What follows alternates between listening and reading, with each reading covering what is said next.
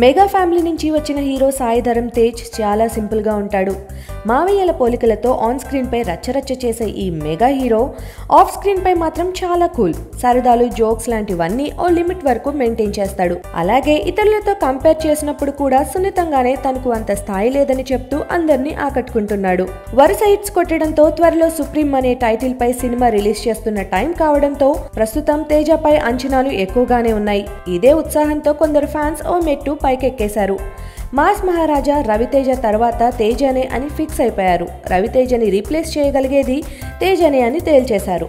వీళ్ళిద్దరినీ కలిపి photos design చేసి మరీ కంపేర్ చేసేశారు. ఇదంతా చూసిన తేజ ఇప్పుడు రియాక్ట్ అయ్యాడు. నన్ను రవితేజతో పోల్చినందుకు థ్యాంక్స్, కానీ ఆయన ఎనర్జీ లెవెల్స్ ను నేను ఏ టైంలోనూ అందుకోలేను అంటూ మాస్ మహారాజ్ పై తన గౌరవాన్ని చాటుకున్నాడు సాయి ధరమ్ తేజ్. తన సింప్లిసిటీని ఇలా ప్రదర్శించాడు. కానీ నిజానికి రవితేజతో సాయి ధరమ్ తేజ్ కంపారిజన్ మొదలై చాలా కాలమైంది. ఇండస్ట్రీ జనాలు ఆల్రెడీ దీనికే ఫిక్స్ అయిపోయారు కూడా.